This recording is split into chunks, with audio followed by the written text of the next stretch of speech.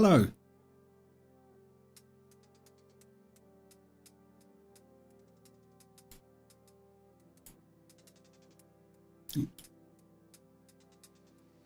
Hello and welcome again to Party Political Puffin.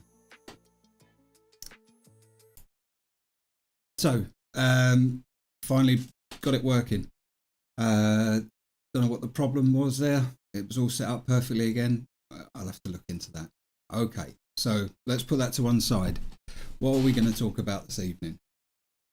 Well, off the back of the startling and scary IPCC report 6, of course there was going to be a massive amount of conversation within the media. There were going to be those that obviously read the report, ingested it, or at least read the executive summary, considered what it said, and then tried to make sense of it as a human being, and then go about their job as journalists trying to ask the questions that people would want to ask. For instance, Minister, what are the plans to deal with, even if not going through specific points, just what are the plans to deal with this, Minister, in general? But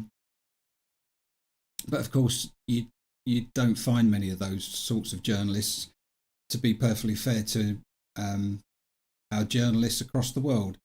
They're trying to do a fine job, but of course they work for people that have one concern, that concern being money, and they know certain ways of being able to crank up the clicks, get people subscribing to their sites, and that's punch-ups, verbal punch-ups, isn't it?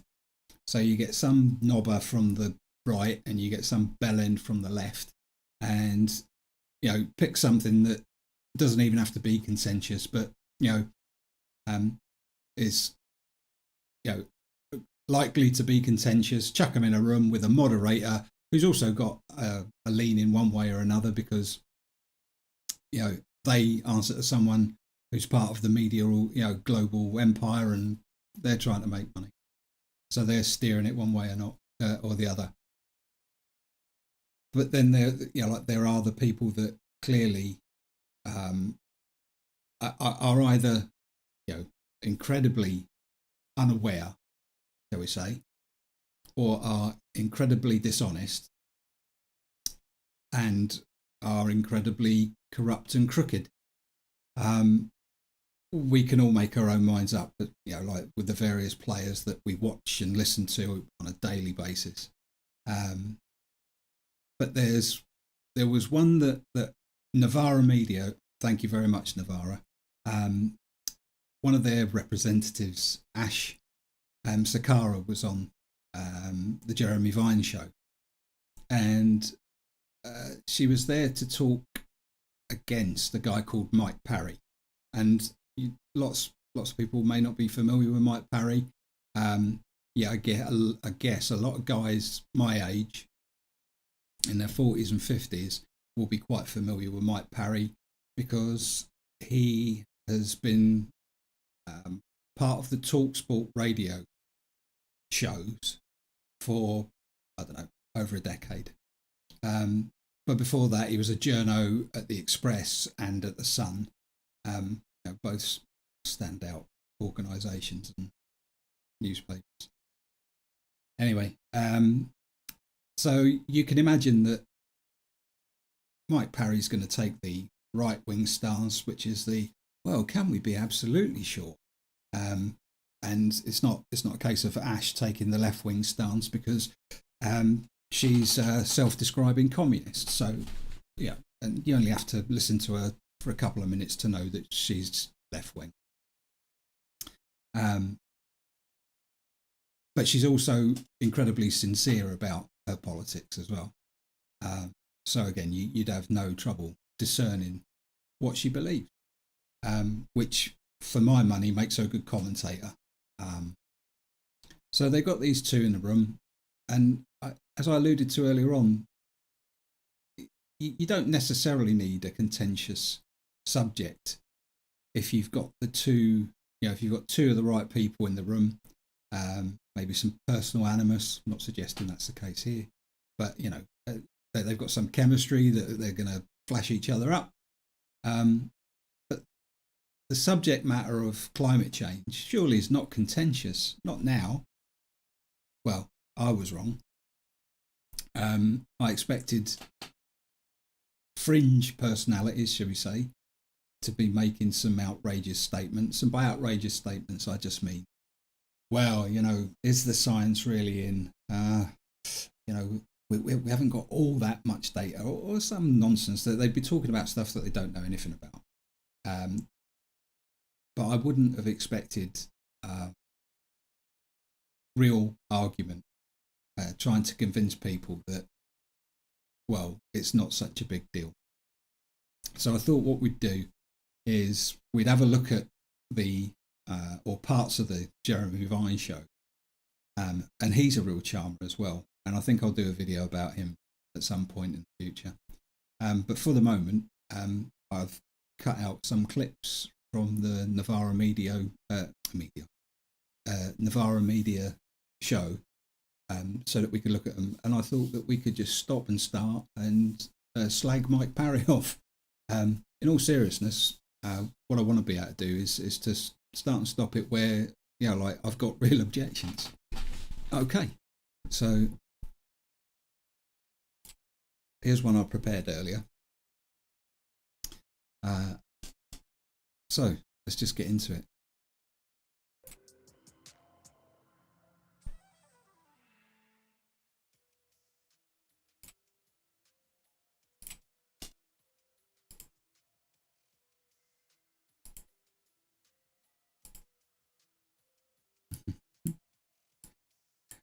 Do you know what? Some days you can't piss a drop, as we used to say in the Navy.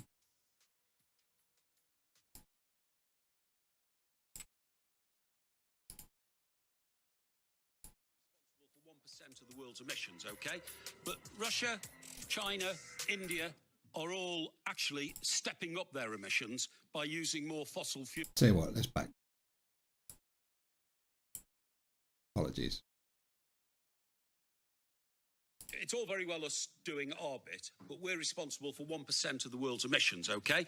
But Russia, China, India are all actually Okay, in the words of Sam Cedar from the Majority Report, pause it.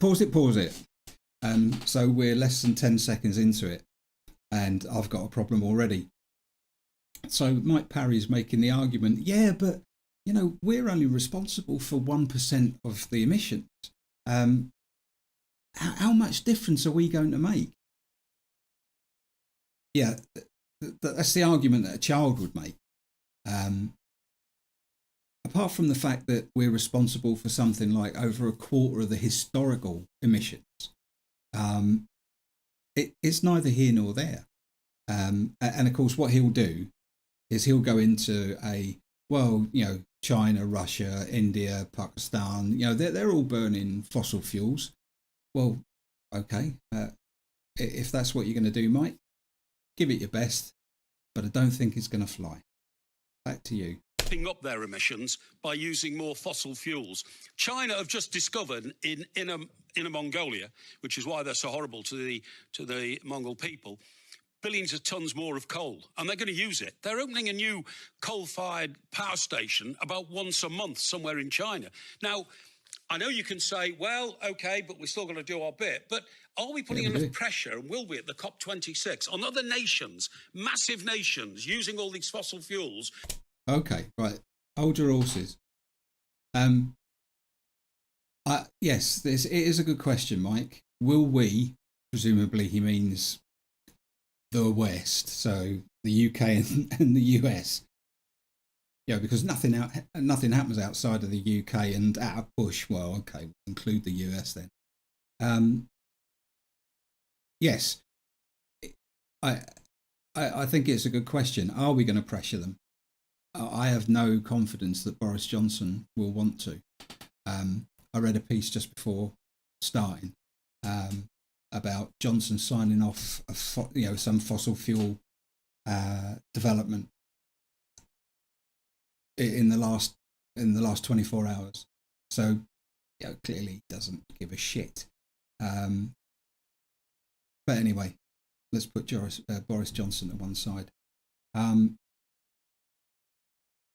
Yes, we do need to put pressure on other nations, but it's not possible. It would be so disingenuous to be able, to put yourself in, in a position whereby, historically, we've done all the wrong things, as we now know. You've got nations that are still in development in terms of industrial terms, and now the West is going to say, well, sorry about that, you're going to have to stop all that. But that's not the argument that you would make, is it? The argument that you would make is, well, we all know what the targets are, so everybody needs to be, drastically reducing the amount of carbon that we put into the atmosphere. So clearly, India, for example, that's going to have a big impact on you. So, what we need to do is we need to boost trade with you. We need to provide more international funding, which we've just cut. These people are meant to be, like the best negotiators in the world. These guys and gals and MPALs, they can cut a deal with anybody. Well, show us that you can then, because it really matters now. It's no longer about bravado, flying the flag. We've got a nicer anthem than you. It actually matters. So I applaud you, Mike, for asking the question, but I kind of suspect that you're asking it for the completely wrong reasons. Anyway, carry on. To do their bit, because if we're doing our bit, but it's so tiny compared to the rest, it's pointless. So no point in us because we're so small. Oh, there you go. So I alluded to it earlier on. So it's not so much Ash arguing with Parry.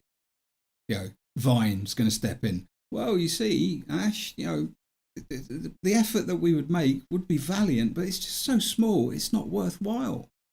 Again, it's a really, really childish argument. So it's interesting to watch Ash. I've seen her numerous times, and to say that she's forthright, I think, is probably on the money. She just doesn't take any shit, is all I mean by that. And she doesn't get all leery and nasty. I do, or can, lose my temper. And I'm sure that she can as well, but she doesn't. So let's have a look at. I'm sorry, but that is a load of faff. One of the things that Britain can do is introduce legislation tomorrow which would stop British banks from financing fossil fuel projects. They're not going to do that. So while you're right, we have been decreasing our emissions, but there are still plans for new oil and gas fields in the UK. Yes, this is the controversy around Cambo, just off the coast of Scotland. Yes. You've also got these plans for a new coal mine in the northeast. Yep. Sorry, that's an unfortunate frame. Sorry, Ash. And of course, she's completely right. And I can't remember if she goes on to talk about this, but certainly putting UK funds into, in other words, taxpayers' money into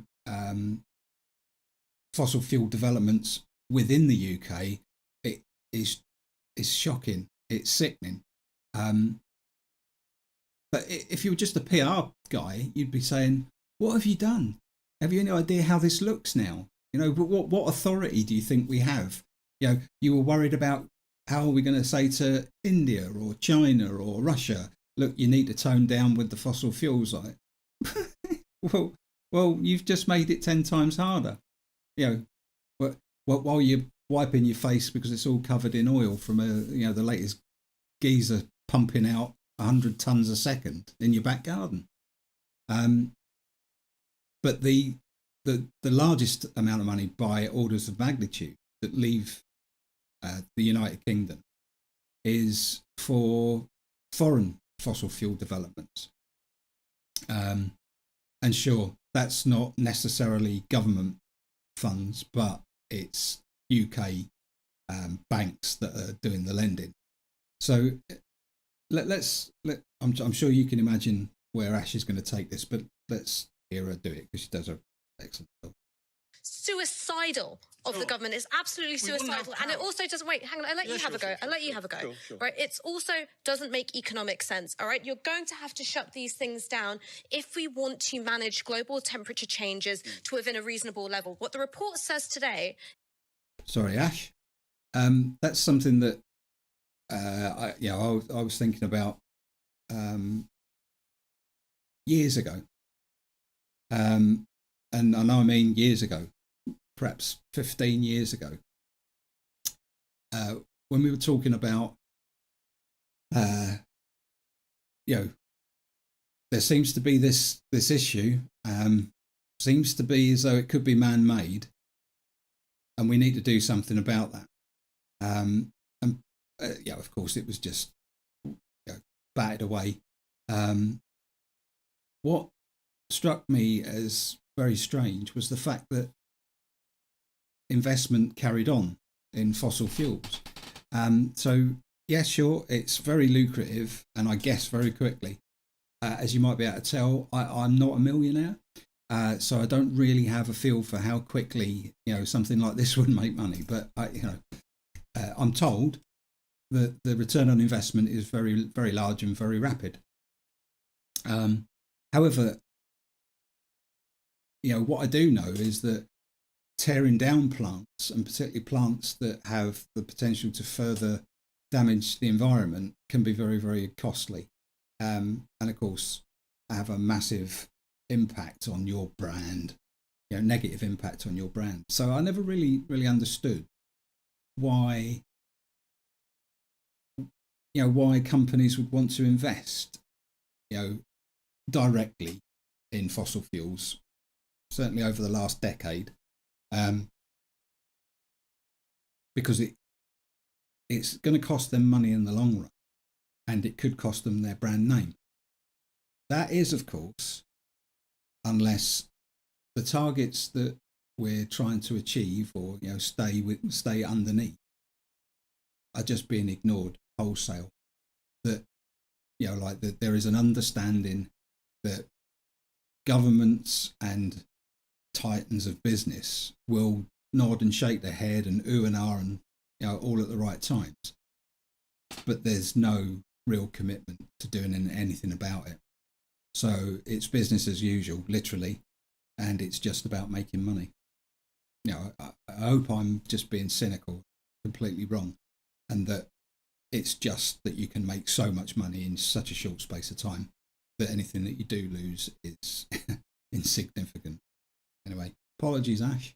Is that we are at code red for humanity. It's going to be 1.5 degree increase in temperature by 2030. We're at 1.2 now, and we're already seeing fires across Greece and Turkey, fires in Italy, flooding in Germany and London. Yeah. So think about what it's going to cost if we don't take action, Mike. But these are all models. This is not fact yet. Sorry. Again, I can't remember if Ash batters him, but she should do. She should shoot him for that. These are models, they're not facts. She just rattled off two or three instances in Europe, Greater Europe, where people have lost their lives. What are you talking about? It's all modelled. It's not just modelled at all, you fucking idiot. I think I said on Tuesday when I was talking about the IPCC report itself, it was only a few months ago, Texas, it was so cold that people were dying. That this isn't about weather. This is climate change that's causing extremes of weather, and in what appears to us to be random patterns, or certainly unexpected patterns. You fucking idiot. So, sorry, Mike, I've got to reject your point there. I don't think you've quite made the argument. So shut the fuck up and let Ash talk, all right? This is fact, because what we can see now, and one of the things the models haven't taken into account, if you read the work of Simon Lewis at UCL, a really, really important climate scientist, is that what none of these models have taken into account is that the impact of extreme weather events is happening much sooner than the models. It does seem to be, Mike, as well. Well, listen, Ash, will you be aware of a chap called Michael Schellenberger, who was described at time... Oh, Michael Schellenberger. We will talk about him. He needs a video all on his own. I guess I could go as far as to say he needs a series. Let's Mike. On you go, Mike, because you're just about to produce some comedy gold here. This is a bit that I do remember. Magazine, a hero of the environment. He's just written a new book called Apocalypse Never. Have you read it? No, have you? Have you read it? No, have so you? So you're recommending a book you haven't read? No, I've read the review of the book because this is what I went to look for. Thing. That's okay? fine, that's fine, that's fine. Yeah, thank so you. continue about the book you haven't read. And what he says is that actually it's all massively exaggerated. This guy was a campaigner for change, and now he says it's not happening. The other thing is, look, I'm sure there are lots of people who make a really good living denying the scale of the climate. And there's lots of people who make a really good living for money and for attention. No, frightening us to death. The fact. Okay, I've had this a lot with randos online. You can understand why there's a lot of money to be had with climate denial, because for one, people want to believe that, understandably. Do I want to think of my children, my grandchildren, having to grow gills because the sea's risen by 2 meters? Of course, I don't. I don't want to think about. I don't want to think about the difficulties that that people around the world have without climate change. But nonetheless, we do. And I've lost my train of thought. So I tell you what, I know somebody that hasn't lost their train of thought. Let's go back to the video. Are incontrovertible. We are seeing the effects of global heating now, and there are people like you who, quite frankly, do a disservice to the people of this country. No, I don't. By lying to them. Okay, I'm not lying to anybody. Climate no, come on, Ash. By lying to them. I'm not lying to anybody. Climate no, come on, Ash. I'm not lying. What I'm saying is I'm trying to weigh up the evidence on one side or the other. Yeah. That's another thing. I'm trying to weigh up the evidence on one side or the other. There is no other. We're not saying I went down the pub and spoke to 99 other people, and who are all like me, people with HNCs and people with 5 O levels and like a couple of PhDs and stuff like that, and we so we've all differing educational levels, and we just sort of chatted it through. We're not talking about that. What we're talking about, just for this report alone, is a couple of hundred scientists, PR experts, political scientists, top of their game, all working together as one big team for almost a decade to produce this one piece of work. And even if we ignored everything that come before it, it is incontrovertible now that there is no other side. The other side to this argument is it doesn't exist. The BBC is getting some heat today, about taking a very easy line or actually undoing any good work that they've ever done. They had Johnson's dad on there, massive climate denier. Why, oh why? Particularly as the BBC is the organisation that put their foot down and said, I think it was Emily Maitlis was doing the interview, and she basically just cut someone off and said, no, look, there is no other side to climate science. 99% of the world's scientists that know climate science are have consensus that it's man-made, and that's that there isn't another side to it. And they didn't get enough praise for that, in my opinion. Possibly just as well after a day, but anyway. So there is no other side, and that's why you're shilling, mate. That's why we know you're shilling, because there is no other side to the argument. Should a working class there is a 90 to 95% consensus on scientists that the effects of global heating are real, that there's irreparable damage being done to the Earth now. And it is poor families across the world who are suffering the issue here is whether in Britain we should make sacrifices that the Chinese won't make. Exactly. So what I said is that one is that we can. Sorry, Ash. Okay, so again, Jeremy Vine being very partisan there, as far as I'm concerned.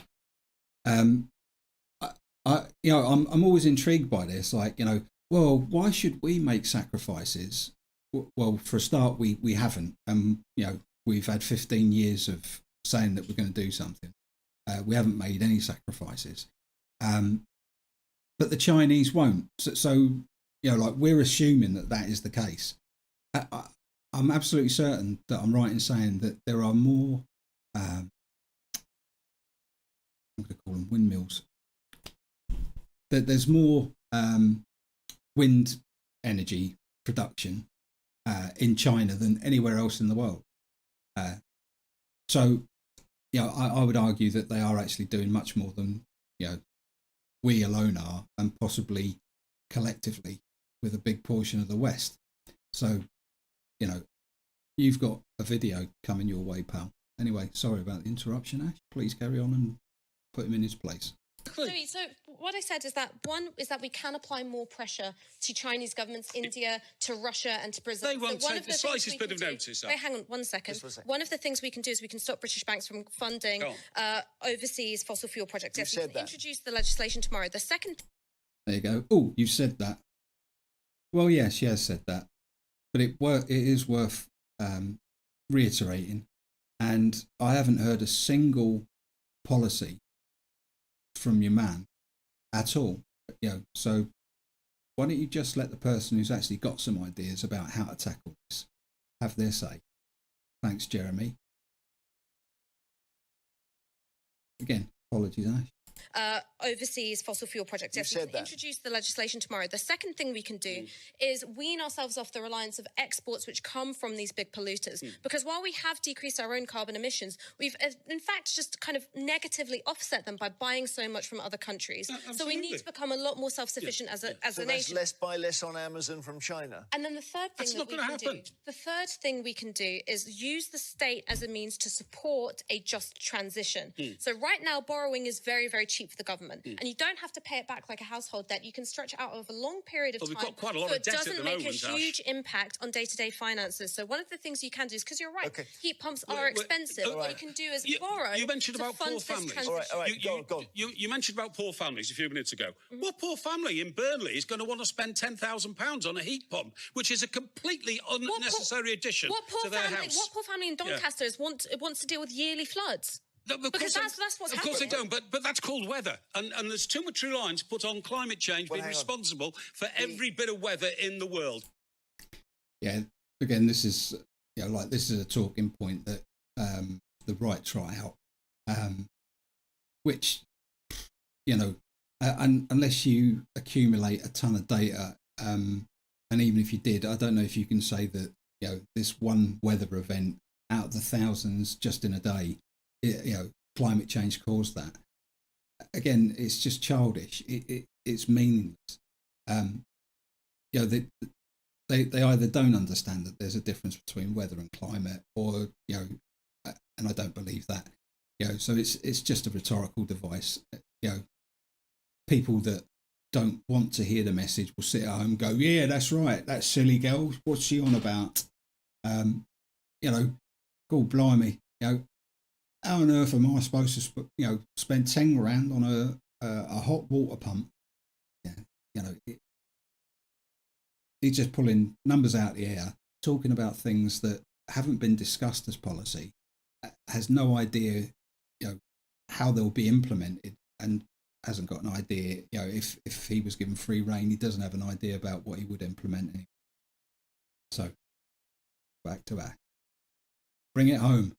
For instance, the stats are incontrovertible. It's cyclical. We don't yet know whether any individual moment in weather is climate change. Absolutely. But you've got a pattern building, which scientists say shows it's going. We've had floods in these countries for years. In 1952, people were wiped out in Cornwall, and a massive flood. It happens. We're looking at it's cyclical. Events happening every year. Okay, why did the Romans grow vineyards in Northumberland? Well, that's where that video comes to an end. Thank God. I think you'll agree that thankfully they had the caliber of Mike Parry on to make the case for climate change maybe not being man-made. Not quite certain. Didn't make a good test of it at all. But, just to emphasise the point, as I said, Mike Parry, 5 minutes of listening to him and you completely understand where he's been his entire adult life. And it's fairly and squarely in that centre to right of the right wing, because that's what's paid his bills all these years. Yeah, you say something inflammatory, and it used to be people would pick up the phone to shout at you on your radio show. Now it's clicks and phone calls, emails, Twitter. It's all engagement, and that's how he's made his money, which is quite handy for Mike Parry, because it's not like he's had to learn to view the world through that particular lens. He's very comfortable in that particular spot. But he really didn't do himself any favours. He just made himself look very silly. And to add to how silly he made himself look, he referenced Michael Schellenberg. In fact, let's go back and watch that bit again. I should have thought about that before. My apologies. It's all very well us doing our bit, but we're because into account is that the impact of extreme weather events is happening much. No, have you? Have you read it? No. Right. Listen, Ash, will you be aware of a chap called Michael Schellenberger, who was described by Time magazine, a hero of the environment? He's just written a new book called Apocalypse Never. Have you read it? No, have you? Have you read it? No, have you? So you're recommending a book you haven't read? No, I've read the review of the book because this is what I went to look for. That's fine. That's fine. Yeah, thank you. Continue.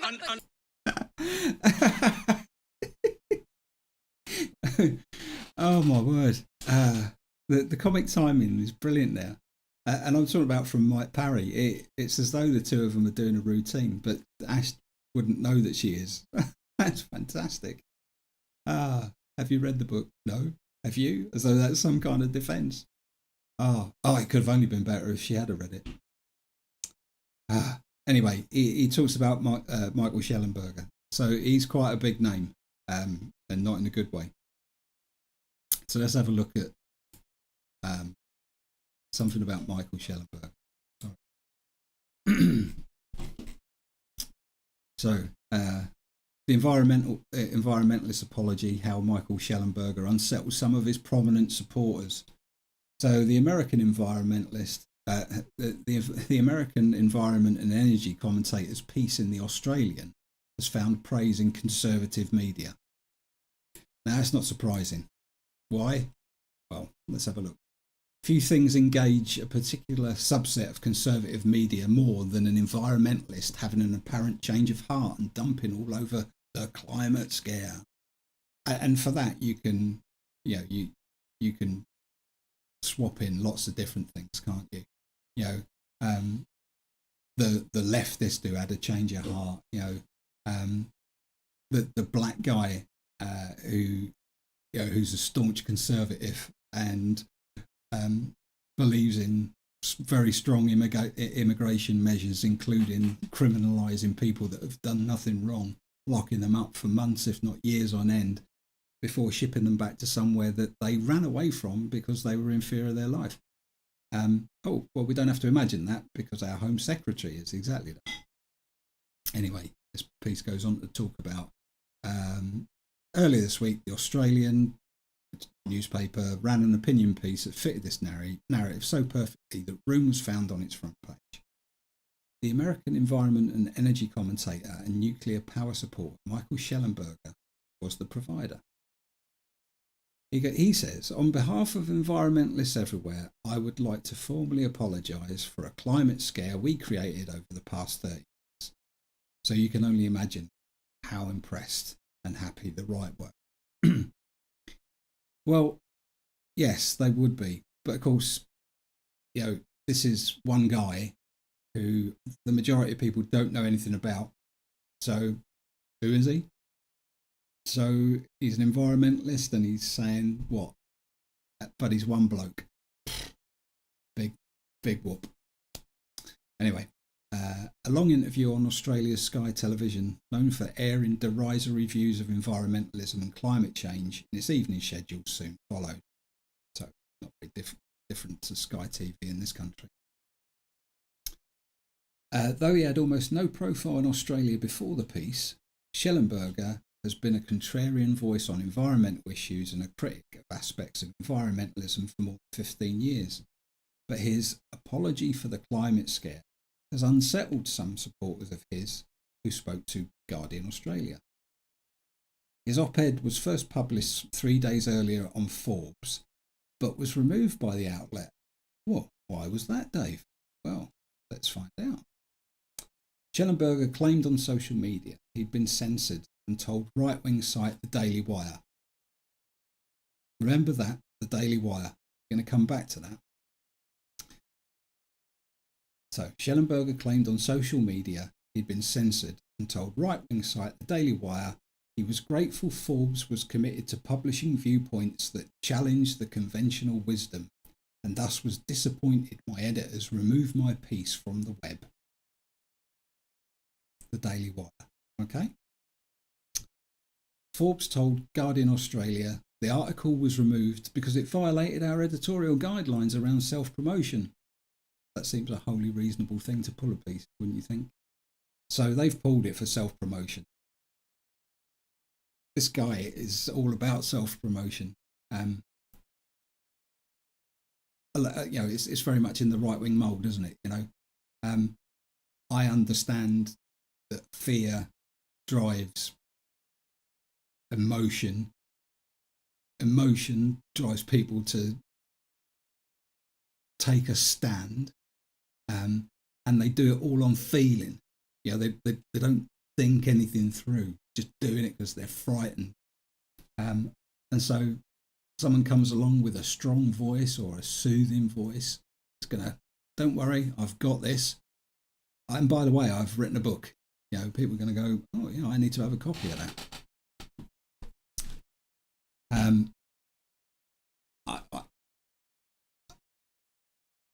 I hope you get the idea that basically, he's just a shill, this bloke. Claims to be an environmentalist, but is really about making.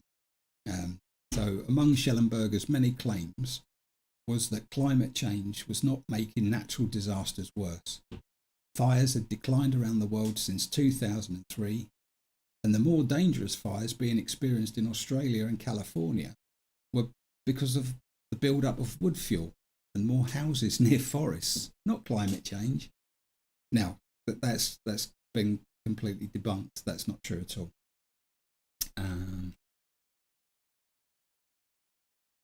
This claim is at odds with many studies showing higher temperatures driven by rising levels of greenhouse gases, have already increased the risks of bushfires in Australia and will continue to do so in the future. So, the reason that I've asked you to hang on to the name The Daily Wire is because the editor-in-chief of The Daily Wire is one Ben Shapiro. Now, I don't know if you're familiar with Ben Shapiro and his voluminous amount of work, but he too is a shield for the right. But he is, the top of the heap. He is, willing to whore himself on levels that, you'd think would be painful, to be perfectly frank. doesn't seem to bother him in the slightest. And it does help that he seems to be quite an insecure and nasty little person. Oh, and then by little, he is little. And that seems to be an issue for him as well.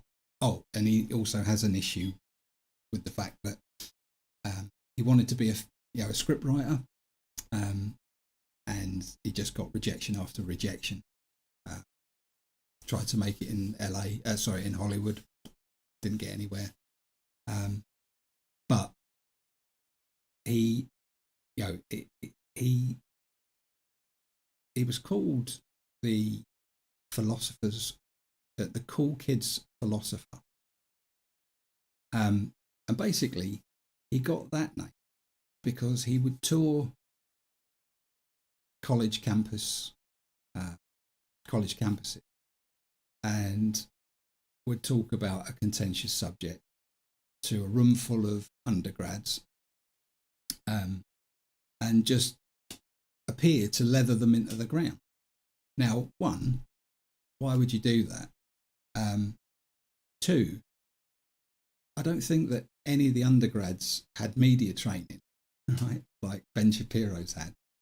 And three, he would talk at an incredible pace, which I guess sounds authoritative, but at times is just incomprehensible. But it gives this air of, confidence and authority.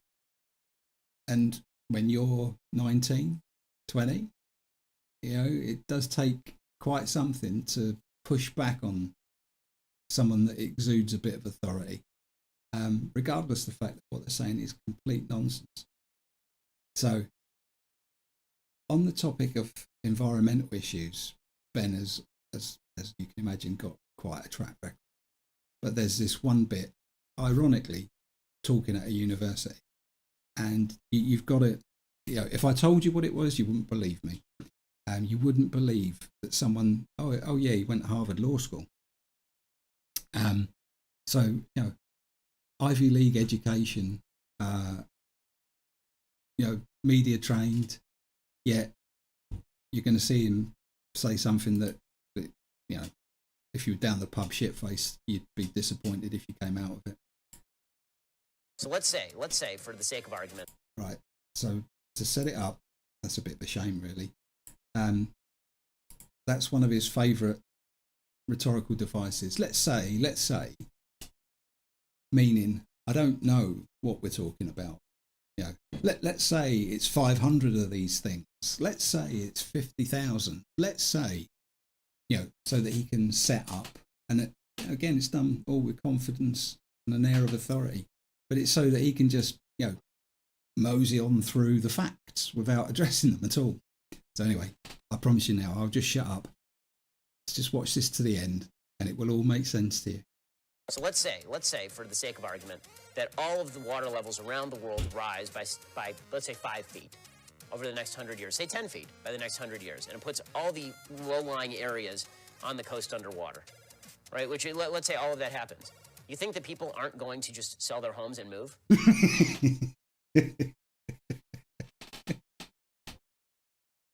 So let's say, for the sake of argument, that all of the water levels around the world rise by let's say 5 feet. Yeah, why not? Over the next 100 years, say 10 feet by the next 100 years, and it puts all the low-lying areas on the coast underwater. Ben, that's going to be catastrophic for people living around coastal areas. I mean, 5 feet was bad, but now you say 10 feet. What's going to happen to them? If their houses don't get washed away, what can they possibly do? What can they do with this one asset that working class people are lucky if they have? This one piece of wealth that is for their entire family, that may well impact generations. This single wealth instrument. There is no stocks and shares, there's no bonds, there's nothing else. There's a family that have worked themselves to the bone over 25, 35 years to buy this house, which with climate change and rising sea levels may well just get taken away from them. So what's your solution to that then, Ben? So You're obviously taking it seriously. Let's say 5 feet. Let's say no. Let's say 10 feet. So what's your solution to this problem when people are going to be frightened that as seas rise, they live on the coast, they're going to lose their property? What do you suggest? Right, which let's say all of that happens. You think that people aren't going to just sell their homes and move? Who to, you fucking prick?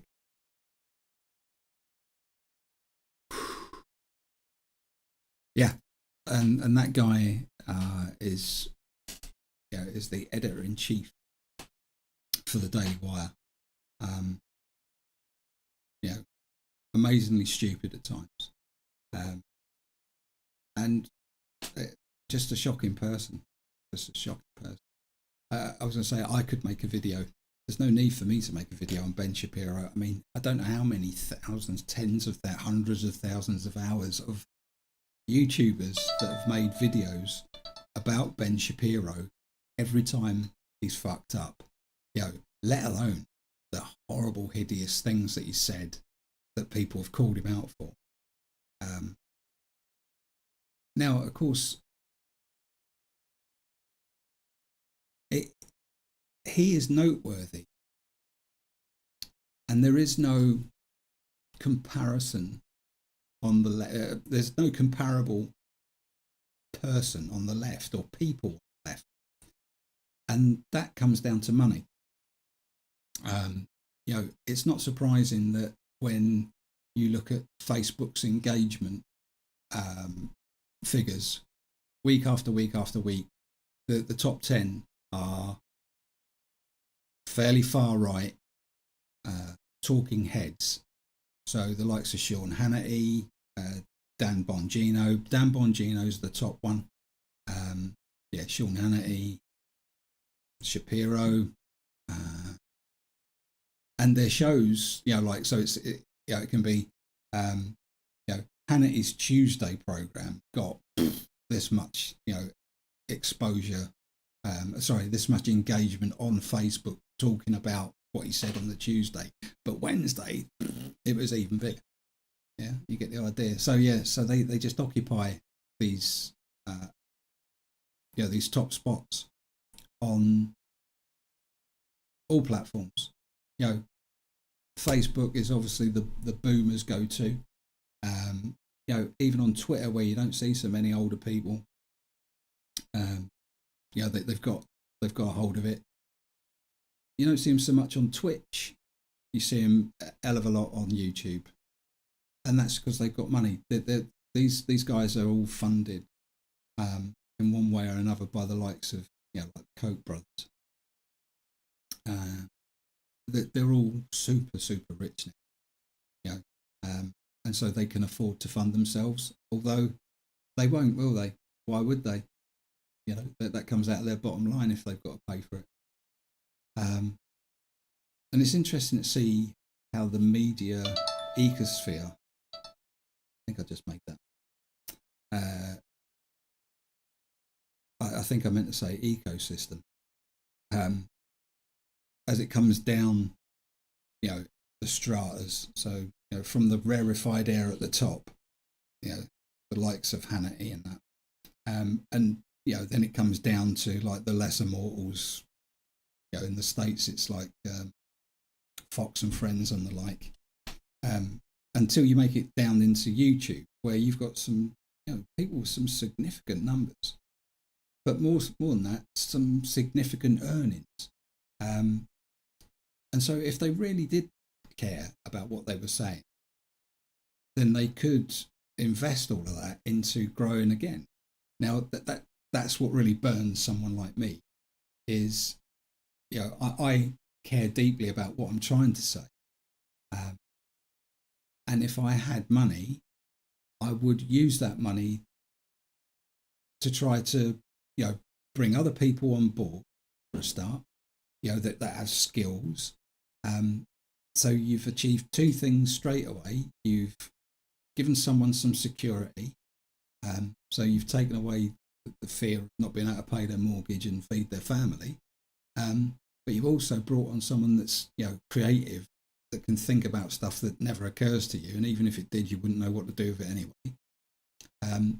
So that you can, grow the platform for your message.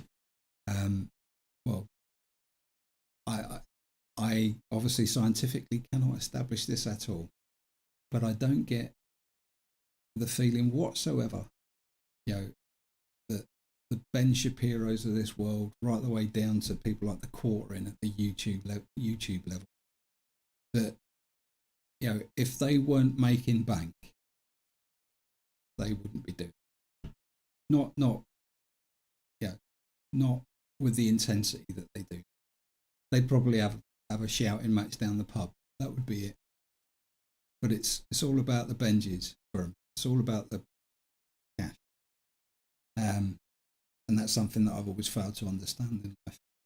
That people get driven by different things.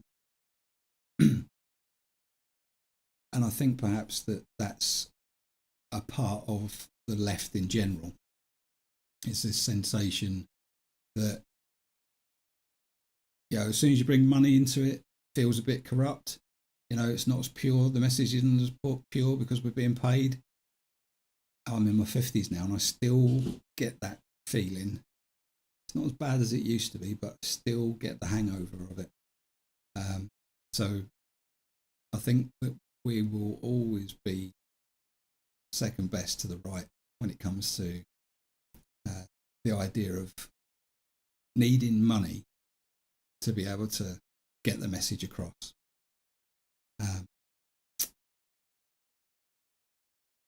I'd like to be able to do something about that, this channel, just in a small way. I'm realistic. I'm not going to be taking Rupert Murdoch on anytime soon, nor would I want to. What I want to be able to do is to help as many people as I can. If we can change some things, that'd be great.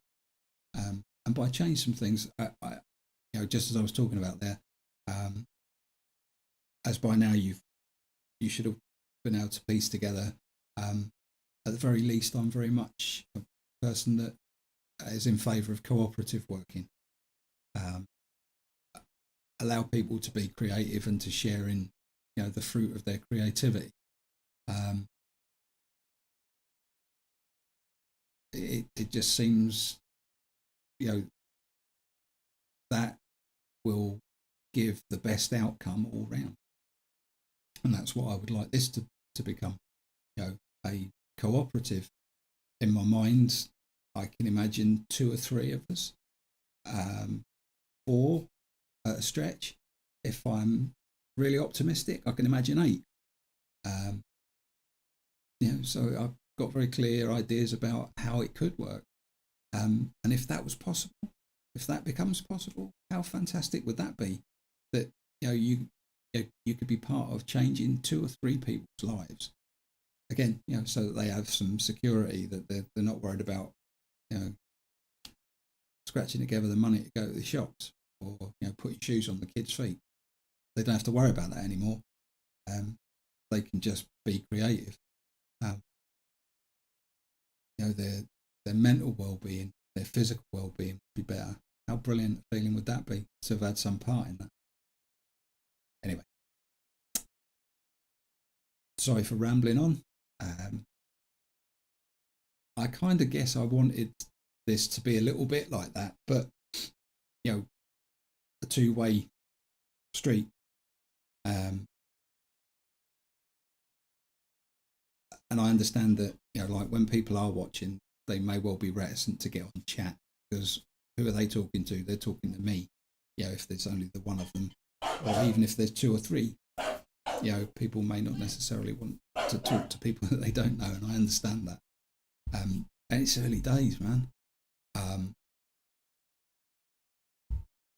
I will do a proper video, a video essay, about what the channel is to me, what I want it to be, how I think I can help to get it there, and how I genuinely want a community, again in a cooperative working kind of way. Because I've seen forums and how they work, and they're weird, they're hierarchical, and it's worse than work. People treat each other like absolute shit in them, and again, that's the complete opposite of what I think I suppose, like people envisage that they would be, and certainly that's how I envisage it. Is that it should be like, well, we're all going down the pub, or we're all going to go and watch play together, or we're all going to football together.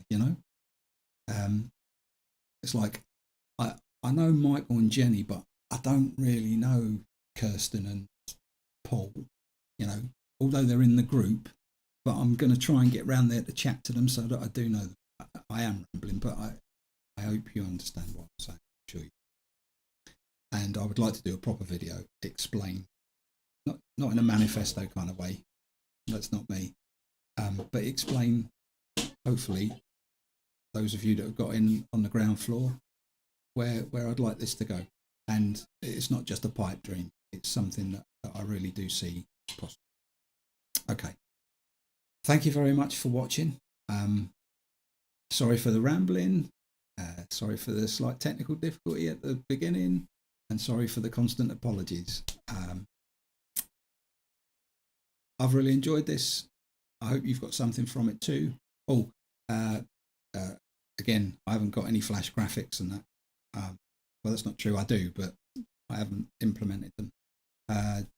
Just to do the call to action, if you can do the like, subscribe, comment. That's the one thing, like if you've got something to say, please say it.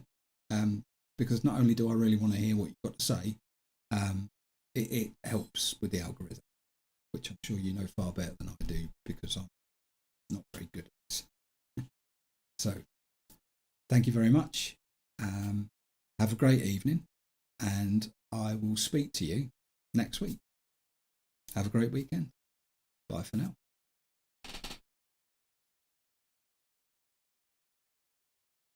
Oops.